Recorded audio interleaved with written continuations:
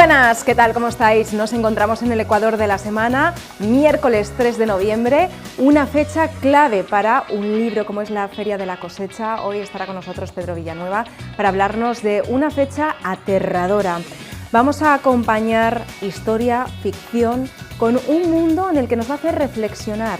Vamos a poner en marcha también ese proceso, esa mirada introspectiva para no repetir aquellas catástrofes en las que realmente el ser humano ha sido responsable. Nos vamos a quedar con esta fecha, pero también una fecha en la que también vamos a hablar sobre el duelo. Hoy en nuestro espacio de psicología, en Avanza Psicología, hablaremos cómo podemos seguir afrontando el duelo. En esta pandemia hemos perdido a mucha gente querida, pero no solamente hemos perdido a gente, también el duelo es un proceso en el que pierdes un trabajo, pierdes una pareja, pierdes una situación en la que no sabes cómo gestionarla. Hoy aprenderemos sobre ello y os vamos a dar esas claves y también vamos a contextualizar, vamos a poner en valor el mundo de la mujer y la arquitectura. Eso y mucho más hoy en Noche Más Invierzo. Ahora sí, vamos a conocer las oportunidades de mañana. Sardina pequeña o parrocha a 3,45 el kilo. Gadis, el precio no es un problema. Mañana sardina pequeña o parrocha kilo, 3,45 €.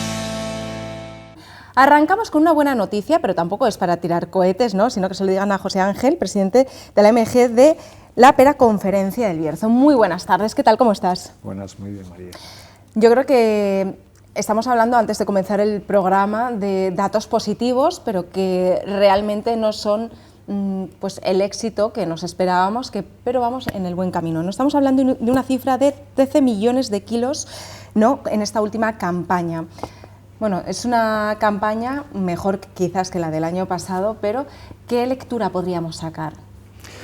Bueno, es algo más de 13 millones de kilos. Yo creo que básicamente son los números mínimos que se deberían de esperar en una campaña normal. Sí. ¿Y por qué todos los medios comentan y comunican que es una campaña de éxito, una campaña muy positiva, José? Yo me imagino que probablemente tiene mucho que ver que venimos de atrás con unas cosechas y con unas campañas muy complicadas precisamente por la falta de kilos, y en cuanto tienes una campaña que yo califico de normal, nos creemos que somos ya... no, y no es así. Los datos, además, cuando tú analizas el número de kilos que han entrado y lo divides por el número de hectáreas, te das cuenta de que estamos en lo normal. Aproximadamente son 320 hectáreas, ¿no?, en producción. No, más, algo más. Estaremos rondando casi las 450, unas 430 y muchas 40, una cosa así.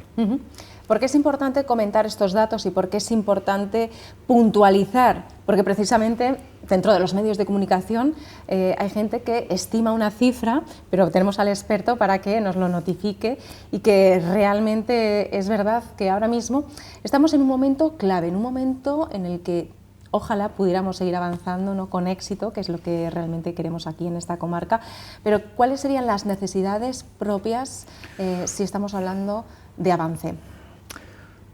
Yo lo dividiría en varios objetivos, ¿no? El primer objetivo tiene que ver con la modernización y la concentración o reconcentración parcelaria allí donde fuese necesario, y a eso lo uniría al tercer pilar, que es un paso adelante también con los sistemas antihelada, que estamos viendo cuando todo el mundo está hablando del cambio climático. Yo siempre he dicho que los primeros en notar el cambio climático somos los agricultores, ¿no? Efectivamente. Cuando tú estás viendo que los árboles florecen cada año un poquito antes, un poquito antes, un poquito antes, y hay sistemas en el mercado que permitirían cubrir esos riesgos. Lo que ocurre es que, bueno, la realidad que tenemos nosotros en nuestra comarca, que es el minifundismo, que es uno de los problemas endémicos y desde hace mucho tiempo que no somos capaces de resolver, hacen que esa implementación de esos sistemas de antihelada sean mucho más caros que en otras zonas, ¿no? Y bueno, hablamos también de esos sistemas antihelada totalmente rudimentarios, ¿no? Sí. Sistemas que parece que se abaratan, ¿no?, con este momento en el que volvemos atrás. Cogemos también ejemplos incluso de nuestra tierra hermana como Galicia y otras tierras colindantes. Sin embargo, realmente lo que estamos pidiendo también es investigación y quizás también es el momento ahora mismo de pedirle ciertas cosas a las administraciones. ¿Qué les pediríamos? Yo creo que la Administración ya conoce las necesidades de primera mano siempre, y en eso es una cuestión que hay que agradecerle. Los contactos siempre los ha habido. Me consta de primera mano también que están interesados y que han mostrado también, pues hasta cierto punto, un interés porque esto vaya adelante.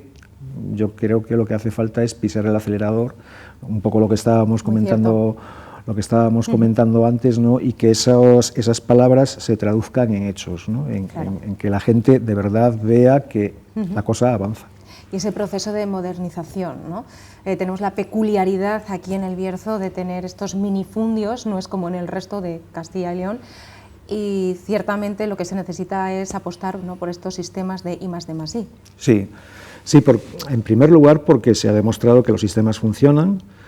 En segundo lugar, porque hay una variedad de sistemas que pueden, digamos, aclimatarse a las realidades que nosotros tenemos en la comarca, y el problema que tenemos básicamente consiste en que unos sistemas que de por sí ya son caros, son todavía mucho más caros al encontrarnos con que, pues eso, tenemos 15 fincas en lugar de 2.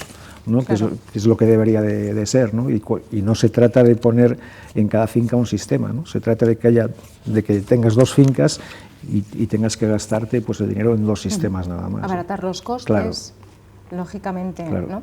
Si estamos hablando de ciertos sistemas rudimentarios que nos han servido hasta ahora, no son sistemas manuales, tradicionales. ¿Qué podríamos añadir quizás a este proceso también de robotización, ¿no? ¿Se podrían combinar? Bueno, de hecho ya se podría decir que están automatizados en parte, ¿no? En gran parte, porque si estamos pensando, por ejemplo, en la cuestión de las torres antihelada, claro, la gran mayoría de ellas son automáticas, en el sentido de que tienen una serie de sensores que, en cuanto detectan que la temperatura baja por debajo de determinado punto, ellas solas ya se ponen en marcha, ¿no? Evidentemente el agricultor tiene que estar encima para cerciorarse de que todo funciona como tiene que funcionar, ¿no? Pero no es lo mismo estar permanentemente ahí encima que poder pegar una cabezada o un par de cabezadas durante la noche, ¿no? Y con los sistemas antihelada, o sea, con las torres antihelada, hay otros sistemas también que también se pueden automatizar, de hecho están automatizados ya, y que vendrían a echar una mano muy importante a la gente del campo. Por supuesto que sí. Si estamos hablando de una partida presupuestaria, más o menos, ¿de qué cantidad estaríamos hablando de inversión? Es difícil, complicado, ¿no? Es complicado porque, analizándolo tanto desde la asociación como desde las propias cooperativas, es complicado porque cada realidad de cada agricultor es distinta, no hay una realidad igual para todo el mundo, ¿no? Entonces es muy difícil echar cuentas y números para ver hasta dónde puedes llegar. Yo creo que tendríamos que empezar por el principio, y el principio tiene que ver con dar el primer paso desde abajo, es decir, concentrar, reconcentrar, con lo cual todo sería mucho más sencillo, ¿no? Mucho más fácil, y facilitaría también la labor tanto del agricultor como después a la hora de, evidentemente, reducir todos los costes que tienen que ver con las explotaciones, ¿no? Desde luego que sí. ¿Echáis en falta más cursos de formación, por ejemplo, para jóvenes emprendedores que quieran dedicarse también al mundo de la fruticultura? Yo creo que hay cursos, y aquellos que tienen interés lo pueden hacer. De hecho, yo recuerdo este último invierno, evidentemente con las condiciones de la pandemia y tal, organizamos un curso de poda desde la asociación, que además vosotros estuvisteis allí presentes un día. Y hay interés. El problema que tiene todo eso es que al final entrar en este negocio es complicado por el desembolso económico que representa, ¿no? Y estoy pensando en que partir de cero, o sea, realmente de cero, es muy complicado. Otra cosa es que puedas tener una explotación con la maquinaria y demás que estaríamos hablando de otro tipo de cosas, ¿no? Aproximadamente dentro del Consejo Regulador, ¿cuántos sois? ¿140 y pico? Estaremos más cerca de los 160. En la marca ¿Sí? de garantía, sí, estaremos más cerca de los 160. Nos estamos moviendo en ese... ¿Habéis crecido? Sí, un poquito. Cuesta crecer, por lo que estábamos comentando, ¿no? Pero sí, poco a poco vamos ahí. ¿Cuáles son los principales cambios positivos que habéis notado, ¿no?, a lo largo de estos últimos 4 años? Yo creo que una de las cuestiones más importantes que se han venido dando, y además es que ha sido obligada, es el grado de profesionalización del sector. Muy importante. Es decir, hasta hace bien poco, yo recuerdo en mi época de joven cuando decía el que no valía para estudiar se iba al campo, ¿no? Hoy eso es mentira. Totalmente. Así de sencilla, así de sencillo. Y pobre del que se vaya ahí pensando en eso, porque se va a arruinar. Hoy un agricultor tiene que ser abogado, tiene que ser técnico electrónico, tiene que ser ingeniero agrónomo, tiene que ser una multiplicidad de empleos, ¿no?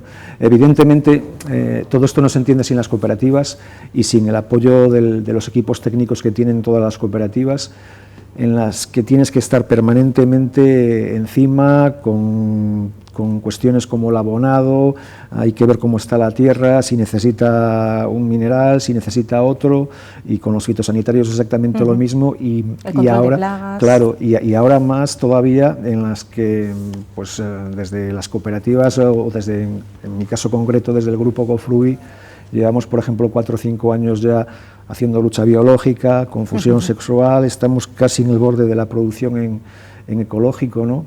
Y eso exige conocimientos y exige estar permanentemente encima de los cultivos para tratar de ir siempre por delante de las plagas, nunca por detrás, porque si no estás muerto. Desde luego, si hablamos de ir por delante, José Ángel, ¿cuál crees que va a ser el siguiente pronóstico, más o menos, si hablamos de aquí a un año? Es complicado, ¿no? Pero bueno, ojalá sea Yo recuerdo positivo. que mi abuelo siempre decía que hay que dormir con un ojo mirando para arriba. Y es verdad. Y es verdad. Tenían tanta razón. Y es verdad, y es verdad.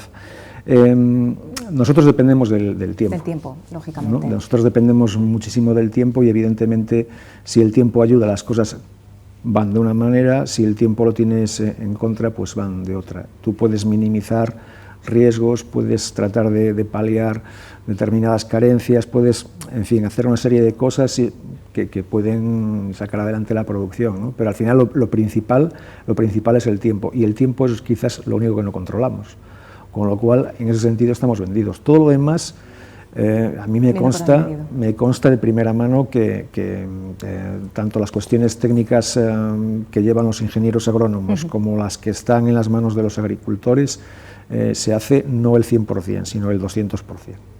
Desde luego que sí. Muchísimas gracias, José Ángel Bodelón.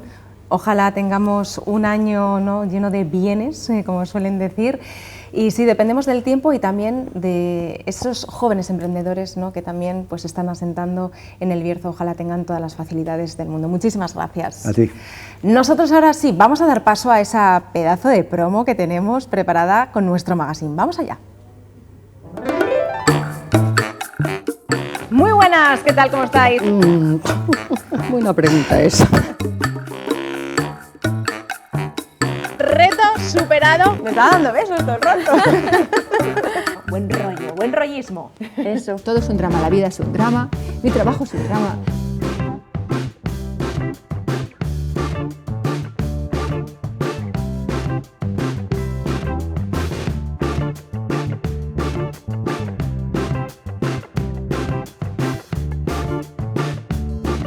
¿Quién quiere 5 minutos más de recreo? A ver cuándo sale lo de hoy. Pues está saliendo en directo.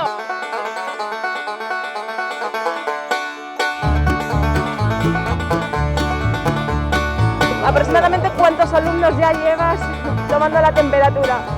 No sé, 1 millón. Con hacer una comida que se te ocurra. Cuscús. Al mal tiempo, buena cara. Olaya, saca el paraguas. Singing in the rain.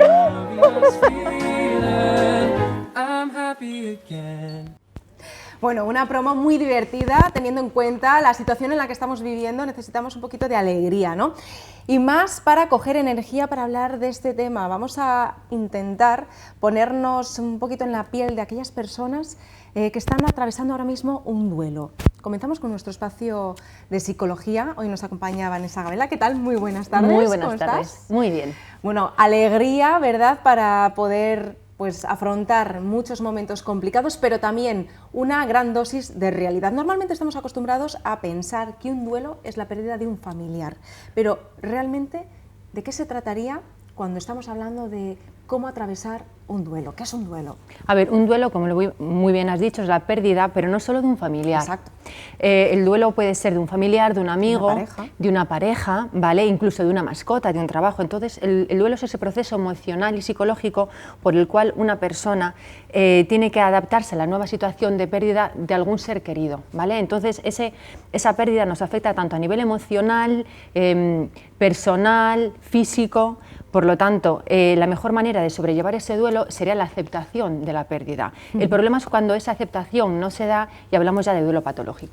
Claro, podemos hablar de fases, efectivamente, sí, que normalmente pensamos que hay personas que atraviesan 5 fases, pero no siempre funciona así, ¿no? No, de hecho, el tratar del duelo en las fases ya es algo obsoleto, hoy en día no se suele hacer, y sí que es verdad que no todo el mundo pasa por esas 5 fases. Sí se puede hablar de ellas, las vamos a nombrar, porque mucha gente cuando habla de duelo dice yo creo que estoy en esta fase, o conocemos a alguna persona que identificamos con esa fase. O que está en una fase permanente de por vida, ¿no? Eso también, claro. Sin necesidad de duelo. También.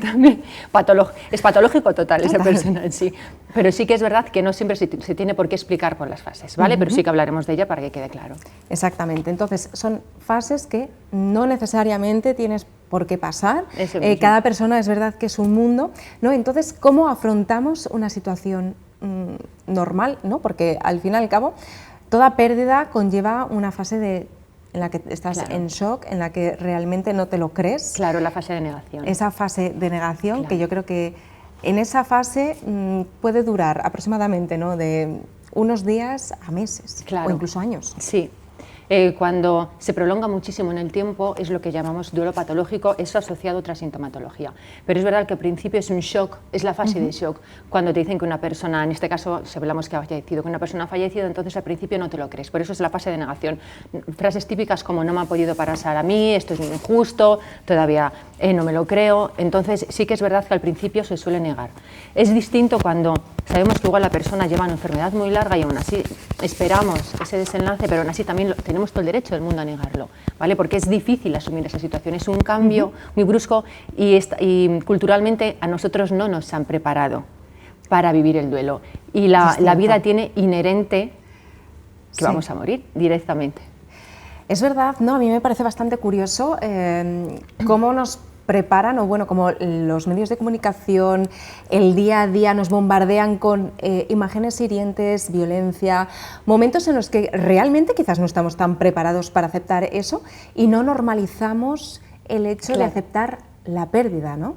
¿Qué está ocurriendo? ¿Vivimos en una sociedad infantilizada? Claro, es que si aceptamos la pérdida, es mucho más fácil que ese duelo sea satisfactorio. Si no aceptamos la pérdida, no asumimos lo que ha pasado, no asumimos la situación, por lo tanto no desarrollamos las estrategias necesarias para enfrentar esa situación. Entonces, no hay que negar lo que hay, pongo los pies en la tierra, pongo los pies en el suelo y acepto lo que ha pasado. Esa aceptación es un proceso. No a todas las personas el duelo les dura lo mismo. Claro. Hay personas que el duelo se les alarga más o menos tiempo, pero lo importante es dar pasos hacia adelante. Si nos quedamos estancados en esas emociones negativas, entonces el duelo se empieza a patologizar. Efectivamente, ¿cómo podemos afrontar ese duelo? Vale, en un primer momento tenemos que ser conscientes de que tenemos que sufrir, tenemos que darnos el permiso de pasarlo mal porque esa persona no está. Afrontar esa pérdida, ¿no? Efectivamente. Hay gente que se niega a llorar, hay gente que ve mal expresar ese miedo o ese enfado o esa ira, pero no es nada negativo.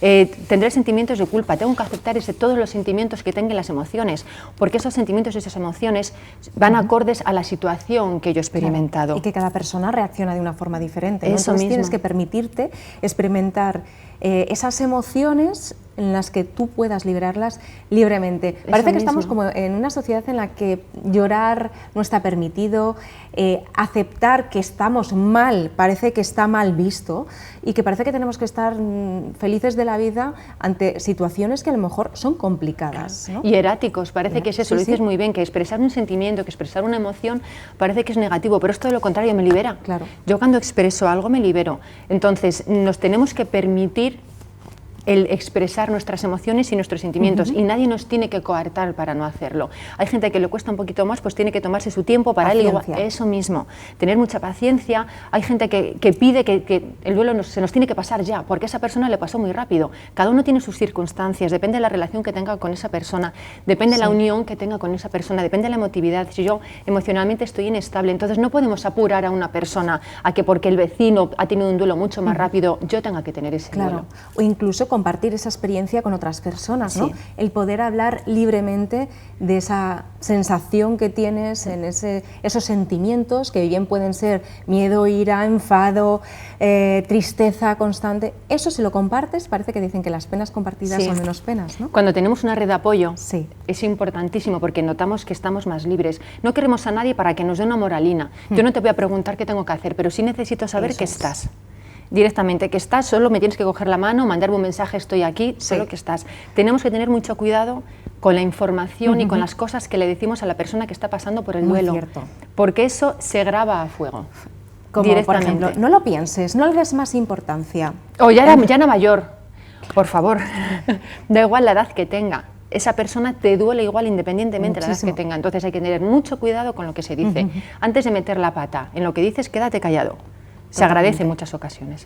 Si estamos hablando también de dar salida creativa, ¿no?, a una situación en la que nos encontramos con mucho dolor, una de esas salidas puede ser escribir, por Sí, ejemplo. es terapéutico totalmente. Sí. La gente que escribís, y tú escribes muy bien, Muchas gracias. la gente que escribís es totalmente terapéutico porque liberas emociones, pensamientos, te dejas llevar, ¿vale?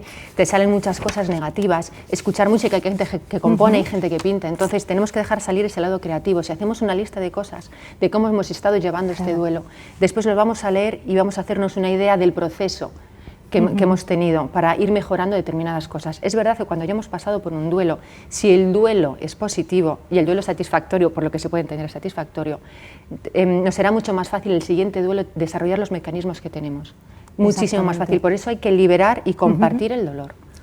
Por supuesto, ¿no? Esto lo podemos extrapolar a la pérdida de una pareja, de un trabajo, etcétera. Entonces, la próxima vez vas a encajar quizás de una forma más inteligente y con las suficientes herramientas y tendrás, pues, quizás, ¿no?, una forma más positiva de encararlo. Y no estamos diciendo que una pérdida sea positiva, No. pero es verdad que necesitamos muchas veces aprender a gestionar. Nos enseñan de todo, pero realmente en emociones hay veces que todavía creo que estamos comúnmente, como Sí. decimos, en bragas, Sí, ¿no? de hecho en consulta muchos padres que vienen y han perdido a sus padres, o sea, los niños han quedado sin abuelos, Sí. muchas veces nos preguntan cómo hay que hacerlo, y si no hay que decirle nada a los niños, por supuesto que hay que decirle las cosas. Hay que evitar determinadas frases como que está en el cielo y es una estrella o es un angelito, no, porque ha habido casos que los niños quieren reunirse en el cielo con sus abuelos, entonces quieren ser angelitos también y hacen determinadas cosas, entonces hay que tener muchísimo cuidado. Muchísimo cuidado, mucha sensibilidad. Eso mismo, los niños notan que las personas tienen pena, los niños notan que los adultos lo están pasando mal. Por lo tanto, hay que decirles que estamos tristes porque esa figura no está y que ellos tienen todo el derecho del mundo a estar tristes también. Si asumimos eso, les ayudamos a los niños a que sepan gestionar sus emociones y se darán adultos emocionalmente más fuertes y con mayor resiliencia. Sí. Que lo que tenemos que hacer es ser resilientes en esta vida. Qué importante, ¿no?, esto que acabas de decir, porque parece que estamos creando adultos totalmente inmaduros, adultos que realmente les hace pupita todo y estamos ante una sociedad blanda, ¿no? ¿Pero por qué? Porque no nos han dado esas herramientas. También herramientas tan básicas como las que nos has ofrecido: ejercicio físico, Sí. perdonarse, el tener tu tiempo para gestionar, ¿no?, esas emociones, el tener la capacidad de desarrollar esas herramientas, Sí. ¿no? A veces nos tenemos que dar una pausa del duelo. Yo personalmente he pasado por un duelo muy fuerte hace 10 años y al principio yo me acuerdo que me sentía culpable por ver la tele o me sentía culpable por sonreír. Yo me acuerdo que salía y cuando tenía las ganas de reír me sentía culpable porque lo lógico era que yo no me tenía que reír, que tenía que vivir con la pena, hasta que comprendí que no por ir vestida más oscura, que no por no sonreír, la pena no iba a estar. Entonces cambié la actitud, seguí hacia adelante asumiendo la situación, hablando ya de lo que había pasado, porque me costaba incluso hablar de lo que había pasado. Entonces yo en mí puse la práctica para superar el duelo. Te trabajaste a ti Sí, misma. hablando de lo que había pasado, y poco a poco fui asumiendo una situación que no por no asumirla no ha existido, sino que es que está ahí y no me quedó más remedio que asumirla. Hablamos también del duelo patológico, ¿no? Estamos hablando que tú, en tu experiencia, pudiste reunir esas herramientas, Sí. pero ¿cuándo se convierte un duelo en patológico? Pues cuando la persona lleva muchísimo tiempo experimentando las emociones con la misma intensidad. Aparte de eso, revive una y otra vez lo acontecido y no se le puede mencionar que esa persona ha fallecido. Aparte de eso, cada vez que habla de esa persona, empieza a llorar y se emociona y tiene una agresividad desmesurada porque ya ha pasado tiempo desde entonces. Yo recuerdo muchos casos que he visto en televisión de personas que han perdido a hijos, que les hacen una entrevista y han pasado 5 y 6 años y la habitación del hijo sigue exactamente igual, no han tocado nada.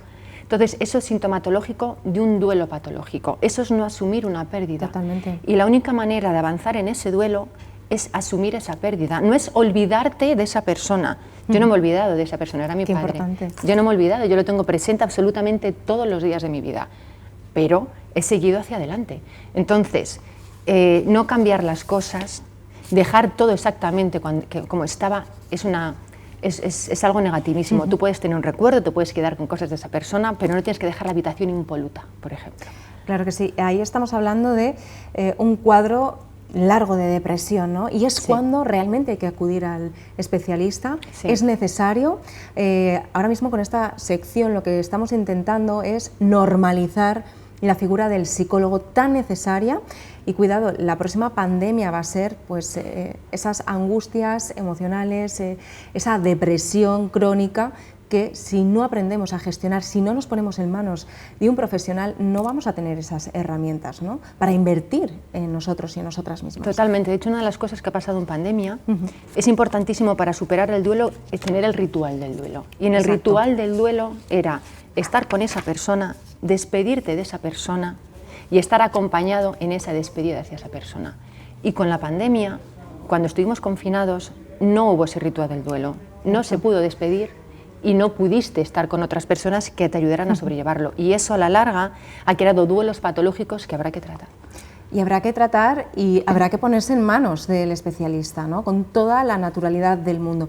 Por cierto, a mí me gustaría finalizar con esta frase que me ha regalado Vanessa, porque es verdad, es decir, mi amiga Vanessa, porque al final una persona que comparte tantas cosas cada 2 semanas con nosotros se convierte en una más de nuestra familia y así deberíamos hacer nosotros, ¿no?, adherir esas frases que realmente nos ayudan a nuestro día a día. Y es así, no llores porque las cosas hayan terminado, sonríe porque han existido. Y es verdad. Totalmente. Así que agradecida a la vida, Vanessa, muchísimas gracias. A ti. Y porque la vida te puso en mi camino. Muchas gracias. Muchísimas gracias. Nosotros vamos a hacer una pequeña pausa, pero volvemos en menos de 5 minutos. Hasta ahora.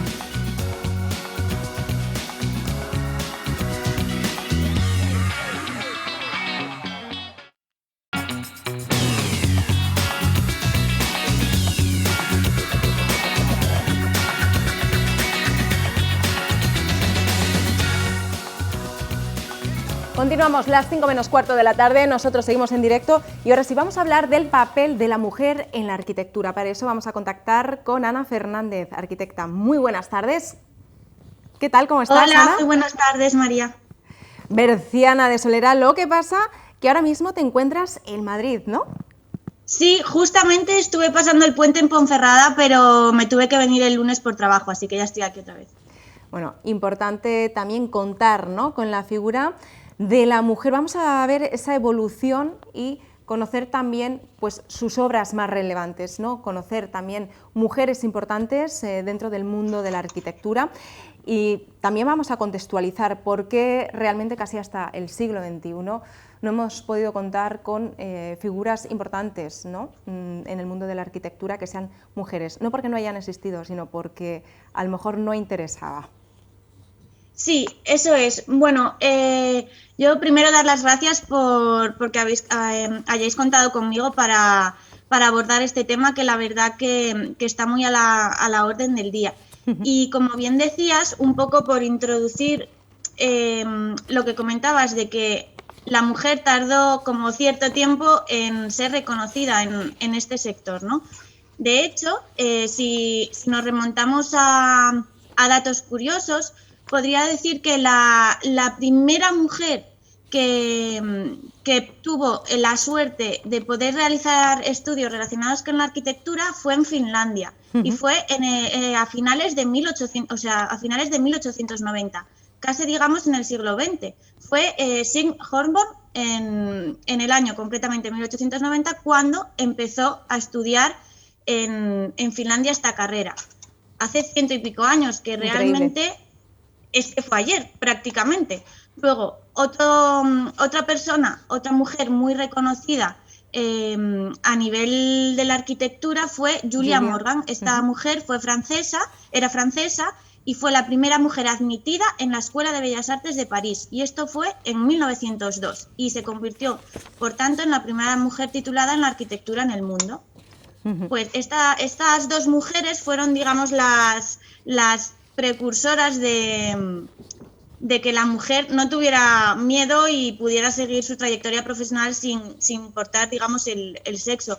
Luego, a día de hoy, aunque ya fallecida, tendríamos, por ejemplo, a otra mujer muy notable que sería Zaha Hadid, luego también Lina Bobardi. Fueron mujeres que en su tiempo marcaron un antes y un después en la arquitectura moderna y contemporánea respectivamente, estas dos arquitectas. Y como bien decías, María, digamos que nosotros, igual que existe lo que todo el mundo conoce en el cine como los Goya, de la televisión, en la arquitectura existen unos premios que se llaman los premios Pritzker, que se llevan, si no recuerdo mal, celebrando 32 años. Y de esos 32 años, solo en 5 ocasiones lo ha ganado una mujer ese premio. De hecho, el año pasado lo ganaron 2 chicas en el 2020. Y fueron Yvonne Farrell y Shelley McNamara. Y es el último año, bueno, claro, fue el año pasado, o sea que hace nada que ya estamos ahí dando guerra. ¿Y aproximadamente cuántas arquitectas hay en Europa? Luego lo extrapolaremos a España. Sí, mira, en Europa a día de hoy se tienen contabilizados 600.000 arquitectos. Y de 600.000 arquitectos, solo el 38% son mujeres. Que no, para mí yo no diría solo, ya me parece un dato bastante bueno. El que me llama más la atención es en España, porque en España solo el 28% de las personas que estudian arquitectura son mujeres. Es decir, 3 de cada 10. Sí, exactamente, 3 de cada 10. O sea que en Europa en general son muchas más las mujeres que deciden ser arquitecto que en España, o sea, porcentualmente hablando, en España son muy pocas las mujeres que se dedican a este sector. Si hablamos de salarios. ¿Sí? ¿Perdona? Si hablamos de salarios, Ana. Vale. Si hablamos de salarios, podríamos, por hablar un poco en bruto, ¿no? Media jornada o jornada completa, pues las mujeres, para poder conciliar su vida personal con la profesional, normalmente el porcentaje de mujeres, que son las que se reducen la jornada, es mucho mayor que el de los hombres. Y en cuanto a tiempo completo, es un 48% más bajo el salario de una mujer frente al de un hombre, equiparando puestos, ¿eh? En igualdad de años de experiencia, mismo puesto, pero cambia el sexo, estamos hablando de un porcentaje muy alto. Y ser arquitecta y ser autónoma, ¿cómo se puede lidiar con esa conciliación familiar, ¿no? Porque sobre el papel queda todo muy bonito. ¿Cuál es la realidad? Pues la realidad de muchas mujeres es que a la hora de quedarse embarazadas, el tiempo que tienen de baja muchas veces en su caso no existe, o sea, dan, ya sea o antes o después, la vuelta al trabajo es de manera inminente porque no pueden frenar el trabajo. Eso con, por supuesto, conciliarlo con la vida de ser mamá. O sea, que es un poco complicado. Pero no solo podría aplicarlo a muchos sectores, no solo el de la arquitectura, realmente. Para una mujer autónoma la conciliación es así. Desde luego, esta es la simple realidad, ¿no? Nuestro día a día. Si hablamos de estudios universitarios, nos adentramos en el mundo de la universidad. ¿Cuántas mujeres aproximadamente podemos decir que están estudiando arquitectura? Si hablamos de porcentaje. Pues lo que decía es, podemos utilizar el mismo dato. Alrededor del 28% de la población de mujeres, o sea, de estudiantes de arquitectura son mujeres, el 28%. A día de hoy. Es increíble. ¿Por qué razones decidiste ser arquitecta, Ana? Y desde luego tengo que decir que para mí los arquitectos, las arquitectas son los últimos humanistas, ¿no?, que quedan, porque creo que es una de las carreras más complicadas y más bonitas. Pues yo creo que siempre lo he tenido claro. Bueno, mi abuelo era constructor, mi padre era constructor y la verdad que cuando yo ya me imaginaba cuando ya pensaba en lo que tenía que estudiar y ya se iba acercando el momento de elegir, yo siempre lo tuve claro, no dudé. Para mí esta profesión engloba muchas profesiones. Exacto. Es decir, no es ahora construir mismo casas solamente, para que pensamos un arquitecto, entre comillas, normal, es el que simplemente construye casas. Un arquitecto puede desempeñar cualquier otro papel, ¿no? Claro, un arquitecto puede estar a pie de obra, tanto ya sea en el mundo residencial, hotelero, inmobiliario, porque urbanístico, ¿sí?, todo el planeamiento urbano de cualquier ciudad, incluso en moda, en cine. En moda. Claro, hay muchos arquitectos que se dedican a diseñar y a proyectar los espacios de las series de televisión, por ejemplo. Eso, por ejemplo, La Casa de Papel, eso lo han hecho arquitectos, todos esos decorados, escenarios que hay detrás. ¿Y cuál sería tu próximo proyecto? Tenemos que decir que aquí en El Bierzo has hecho un proyecto precioso, ¿no? Con esa rehabilitación de una iglesia que tenemos casi pues a media hora que podemos coger el coche, ¿no? Eso es, en Espinosa de Compludo, efectivamente, hemos realizado el proyecto de rehabilitación y ahora es cuestión de temas financieros que se pueda recaudar el dinero que conlleva el proyecto para ponerse manos a la obra, efectivamente. Bueno, pues, y luego también en la zona, bueno, yo he de decir que aparte, por hilarlo un poco con el tema de la mujer en la arquitectura, hace poquito, recientemente, me he convertido en emprendedora junto con mi compañero Antonio de mi propio estudio, o sea que las mujeres también, no solo por ser jóvenes, podemos ser emprendedoras siendo jóvenes. Yo me he lanzado hace poquito y, de hecho, aunque mi estudio está en Madrid, abordamos obras en El Bierzo y en otras zonas. No es un impedimento el donde te ubicas, sino moverte allá donde te necesiten. Desde luego que sí, Ana.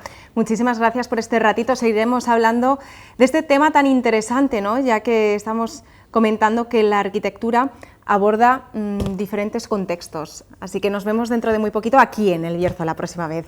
Muchas gracias. Un saludo a todos. Gracias. Gracias. Un abrazo. Nosotros nos vamos a trasladar hasta otro escenario donde nos espera un arquitecto de sueños, Pedro Villanueva. Muy buenas tardes. ¿Qué tal? ¿Cómo estás? Buenas tardes, María. Me siento raro de este lado, siempre estaba para el otro. ¿Verdad? Es que las costumbres al final... Ah, que sí, pero el cactus sigue siendo el mismo. Sí. ¿Has abrazado alguna vez algún cactus? Sí, muchas veces.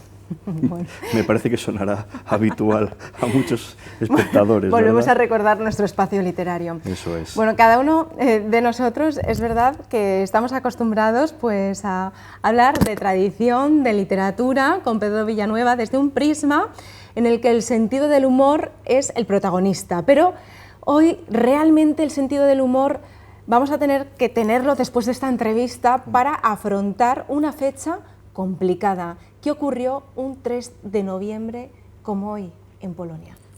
3 de noviembre del 43. Además me tocó documentar con la novela, que además te traigo la segunda edición.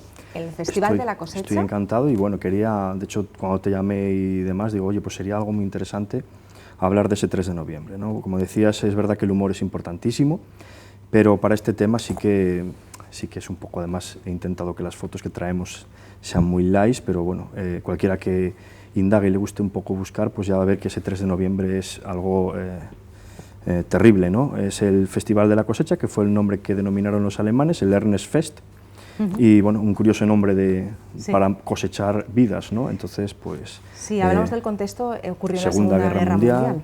Efectivamente, los campos que pegan a Ucrania son 3 campos en concreto, el más importante Makyanek, luego está Poniatova y Belzec. Entonces, para que nos hagamos una idea, ese día, en un solo día, los nazis, ¿no? Tan malos como otros tantos hombres que hay, ¿no? Pierdes a veces la confianza en el ser humano cuando documentas y cuando te cuentan estas cosas, pues eso, fusilaron en un día, solamente en un día, 48.000 civiles, ¿no? Entonces, imaginemos que borran del mapa Ponferrada, ¿no? En un solo día, imaginemos, mujeres, niños, ancianos, todo directamente y todo por el ansia de la raza aria. Bueno, todos conocemos, hemos visto la lista de Schindler, no es algo que nos sorprenda. Fijaros pero... estas fotografías, sí, ¿no? bueno, Ese proceso de documentación. No sé por qué este hombre me da mucho miedo, ese Erich Musfeld, y bueno, el alemán, lo llevo peor que el inglés, María, entonces, bueno, pues dímelo a mí. Pues es el jefe de los hornos, y esta es la yegua de Makyanek, esta es una mujer terrible. Fíjate que todos estos que salen aquí, bueno, la anterior no, porque la ahorcaron, pero esta mujer la juzgaron igual que esta otra, la veis qué cara de buena, ¿no? La otra dices es mala, pero esta tiene cara de buena, ¿verdad? Pues estas mujeres fueron juzgadas en el 81 en los juicios de Dasselford, y una quedó en libertad. Hubo españoles en esa matanza que fallecieron allí. ¿Y bercianos? Pues mira, es una cosa que me dijeron que había unos 3, 4 presos republicanos allí, y tampoco, no sé, muchas veces... Esta imagen, Pedro. Sí, esta imagen para mí es, le tengo muchísimo cariño, porque todos los que vemos ahí, quitando obviamente la traductora, y los otros, y yo, pues los restos son prisioneros vivos, el señor Badio, que son protagonistas de la novela, Genoveva Macara, es que se me pone la y piel de están, gallina. sí, no entran nunca al campo, es curioso, tienen una sala afuera y no acceden porque no quieren, o sea, es como algo que tiene. Este es el campo, ¿no? Fíjate esos cielos plomizos rasgados de azul, ¿no? Con esa grava, esa piedra donde pues eso, castigaban a los presos, y entrar en ese campo no es como cuando vas a Auschwitz, que está mucho más turístico. Estos campos están como más abandonados, son diferentes. Más, ¿no? En sí. la situación. Luego, bueno, pues momento. eso, toda la documentación, ¿no? Aquí, pues este es el maquinista de Belzec, que llevaba, bueno, y se jactaba en los juicios de que enterraba niños vivos. Y además decía una frase que era terrible. Sí, humanas. hay frases. A veces no buscamos el gore en las películas, ¿no? Y las frases son tremendas. Una frase como una mujer, ¿no? Con su hija de 9 años, que le dice a un guardia ucraniano, ¿qué pasa? ¿Dónde nos lleváis? ¿No? Y el guardia le dice, y ella lo guarda en su memoria, ¿no? Y dice, ¿no sabes, mujer, que estás a media hora de morir? O sea, esas frases son las que te impactan. A mí me impactan mucho más que cualquier película de terror. Y hay otra, pues eso que decía este maquinista, ¿no? Dice, me encantaba ver cómo la tierra se movía como si tuviese lombrices en su interior. O sea, toda esta gente, dices, ¿dónde puede llegar la maldad? ¿No? Todos conocemos eso. ¿Y dónde puede llegar la maldad? Lo estamos pues, viendo. Sí, la verdad que sí está... Esto... Es eso, la yegua de Makyanek, esta mujer, bueno, la vemos y es mala, pero es que la otra, fíjate, era normal. Cuando la detienen en Estados Unidos, a la otra Brígida la sanguinaria, su marido le dice, ¿pero qué dice? Mi mujer no es nazi, ¿qué va a ser nazi mi mujer, no? Y gente que pasaba totalmente, una ama de casa... La realidad supera la ficción. Supera la ficción. Y eso es lo que pasó ese 3 de noviembre, María, ese 3 de noviembre de 43, ¿no? Te pones a leer una novela de este tipo, o cualquier otra que esté bien documentada, que sea real, veraz, y te ponen, por ejemplo, buscas la canción que les ponían en la cámara de gas, ¿no? Antes de entrar, que era el Drielien, que era algo así como una Asturias patria querida a lo alemán, ¿no? Pero tiene un tono, y te imaginas toda esa gente entrando a esas cámaras, ¿no? Y te cambia todo, cambias como persona, cambias si eres capaz de digerirlo, ¿eh? De hecho, hoy sale un artículo que invito a la gente a que lo vea en el ABC, ponen Pedro Villanueva, abc.es, y ahí tienen un pequeño retazo de alguna de las cosas que documenté, por ejemplo, lo de esta mujer, ¿no? Cuando esta madre y esta niña, no acaba ahí eso que le dice el guardia ucraniano, sino, esto es real, ¿eh? Entonces, cuando bajan a la fosa, se le encasquilla el fusil y dice, tranquilas mujeres, la muerte sabe esperar. Y ella huye, después de que matan a su hija, por la noche, aprovecha la noche, quedó herida, huye al bosque y luego nos lo ha contado, o sea, eso lo tenemos porque lo ha contado. Pensamos que esto pertenece a las películas, pero las películas sí. se basan en estos hechos. Y quería recordar ese 3 de noviembre específicamente porque es algo que ya va conmigo, ¿no? Y segunda edición, ¿no? Sí, pues sí, estoy muy contento, la verdad, el pues soy un pequeño juntaletras, como se dice, escribiente, y bueno, pues sí que los lectores la valoren y demás, pues sí que estoy contento, no puedo decir otra y cosa. Y además testimonio directo. Sí, de Bercianos, acuérdate que hemos tenido varias entrevistas con familiares, que es una historia de amor. Hoy queríamos hablar específicamente de ese 3 de noviembre, ¿no? Terrible. Pero hablaremos también de una historia de amor, Eso es, la más bonita casi de todos los tiempos. Eso es, lo importante es que el amor triunfe, ¿no? Además te dije una frase hoy por la mañana, ¿verdad? Como era, el amor nunca debe ser un precipicio, sino nuestro hogar, a un sitio acogedor. Entonces, bueno, pero no digas lo que yo te contesté. Algo con el cactus iba, ¿verdad? Iba relacionado con el cactus. Sí. Sí, pero nos vamos a quedar con la frase de Pedro Villanueva. Pedro... Es un refugio el amor. Por supuesto. Eso es. Una cabañita. Cabañita pequeña. Bueno, yo invito a que la gente tenga en sus manos esta segunda edición, que ya la podéis encontrar en todas las librerías. Eso es. Y viva la librería pequeña, en la Casa del Libro no está, los quiero mucho a los que están allí, al personal, pero es que lo tengo nada más en librerías pequeñas. Bueno, porque es que hay que dinamizar la ciudad. Ya me costó subirlo a Kindle, ¿eh? Me costó, en Amazon no está. Lo puse ahí porque ya dices, había gente que lo pedía desde Israel y desde México también ha viajado, que agradezco muchísimo a los lectores de por ahí adelante, a los compatriotas, aunque estén vacunados con la Spooning y ahora no, que no las dejan entrar en España. Increíble. Claro, porque como no son las oficiales de la OMS, pues ahora no pueden entrar de vacaciones. No me hagas hacer bromas, Pedro. Bueno. Yo que quería leer la dedicatoria porque me parece algo muy bonito, ¿no? Pensamos que muchas veces el amor simplemente pues está basado en esta historia que hablaremos a continuación en un par de semanas, una historia de amor preciosa que recordaremos, pero también el amor a la familia. Por eso, a mi padre, a todos los hombres y mujeres que sin ser héroes declarados cimentaron las bases de nuestra sociedad. Me encanta. Es que son importantes que es las personas que podemos escribir y que podemos dedicar. Al final te vas, ¿no? Y no queda nada de ti ni nada de esto, pero al final son esas bases, ¿no? Las que nos valen y las que tenemos que coger y así que hoy por la noche además estaré, si la gente quiere verlo en YouTube, también es que lo de las redes esto es un mundo, sí, con una página que es de Francisco Campa, que es un historiador y tiene una página que se llama Bello Martis, y en directo a las 10:30 hablaremos de esto con un vídeo ya hora para mayores y advierto que es muy duro. Eso es. Porque hay Pero hay veces que es necesario, ¿no? Necesitamos también ese baño de realidad. Mira, sale una lectura que hace uno de los lectores de un club de lectura, que lo leyeron y me hizo esa lectura y le dije, por favor, o sea, te puedo grabar. Era tan fuerte, tan intenso que lo vamos a poner por la noche en YouTube, en Bello Martis, y ya os digo que no os deja indiferente, ¿eh? Desde luego. Y otro día a mí sí que me gustaría hablar de ese viaje a Polonia, ese viaje tan intenso. Pasé mucho miedo, ¿eh? Ya. Y no me extraña, ya contaremos anécdotas. De momento, como decimos, no vamos a hacer spoiler. Nada más, lo dejamos ahí, ¿verdad, María? María? Claro que sí, nos quedamos con este 3 de noviembre y que yo siempre digo que la historia nos sirve para aprender a no repetir las mismas catástrofes, ¿no? Que realmente nosotros también somos responsables de hacer las cosas bien. Así que la historia sirve para no repetirla. Eso es. Muchísimas gracias, Pedro. Gracias a vosotros por dejarme el pequeño espacio y por llamarme. Y nos vemos en 2 semanas, ¿eh? Porque después de catástrofes hay que hablar de amor. Sí, yo ya de esto no escribo más. Cactus. De cactus que pinchan, bueno, Yo sé que se me estaba quedando, Pedro, mirando atentamente a las gafas. Y para todas aquellas personas que se me quedan mirando, yo tengo que decir que las podéis encontrar en varios modelos. Opticalia Fernando. A ver, me voy a acercar al otro lado del plató, que a mí me gusta caminar, ¿qué te parece? Adelante, María. Genial, voy a caminar para que todos vean de qué modelo se trata. Son unas gafas Guess de Opticalia Fernando, así que ya sabéis, podéis conseguirlas de todos los colores, de todos los modelos y para todos los públicos. Nos vemos mañana, seguimos apostando por entretenimiento, cultura y sobre todo por vosotros que estáis al otro lado de la pantalla. Un besazo.